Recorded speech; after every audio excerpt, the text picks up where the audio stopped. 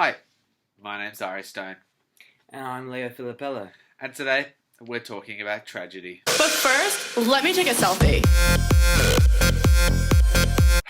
Now, Leo here just finished reading one of the most famous tragedies, Shakespeare's Macbeth. What do you think, Leo? Yeah, it was really sad, but I don't think I completely understood it. So here I have some questions to ask you about Macbeth, considering you're the English expert. That's right, Leo. I hope you can answer them. Well, let's hear it. Ask away. Okay, my first question is, do you think Macbeth would become king if the witches didn't tell them about the prophecy? I personally think he would have, but I want to know what you think. Well, after first reading the book, most of the readers would agree that Macbeth would have done it without the help of the witches, and the evil was in him all along. But that's not the case. If you look deeper into Macbeth's character, you will discover at the start of the book his bravery, kindness, ambition. But he is also, later in the book, susceptible to others, doesn't analyse information he is given, believes almost anything, has a lot of pride. He's plainly simple, and by the time he figures out what's going on around him, it's too late. From these traits, you can gather that even though he has ambition, his character flaws would let him down, and he wouldn't have the courage to stand up to King Duncan and steal the throne. The reason why he followed through with it in the play was because of the witches that gave him complicated prophecies, which gave him false hope, and with the help of Lady Macbeth, he was pushed to do the deed, so to speak.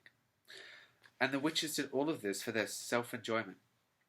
From this, people felt sorry for Macbeth, and this adds to the whole tragedy aspect of the play, through how Macbeth died, and he didn't deserve to be treated the way the witches treated him. Does that make sense? Yeah, I think so. Great. Next question then.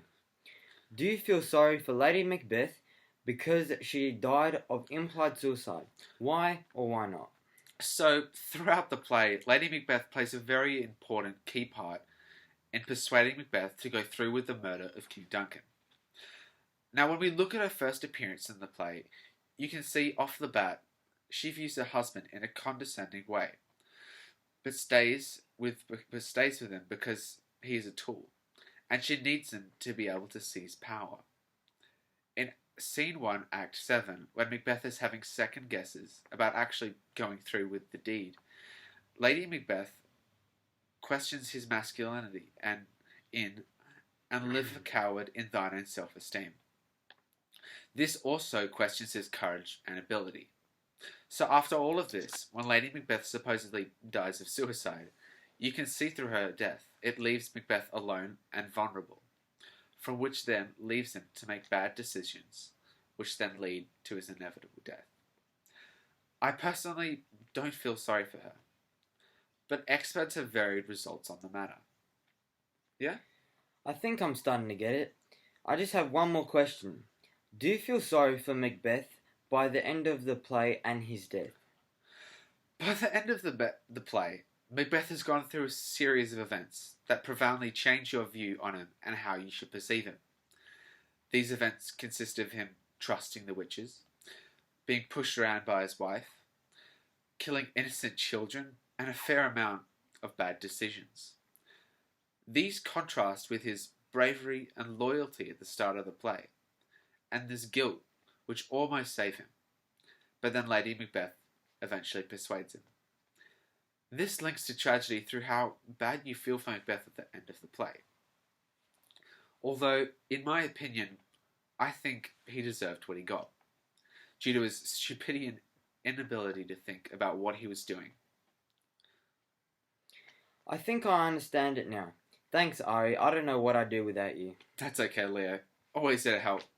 And thank you for listening, and hopefully staying focused through this perhaps boring talk. My name's Ari Stone. And I'm Leo Filippello. Thanks for listening to our TED Talk. But first, let me take a selfie.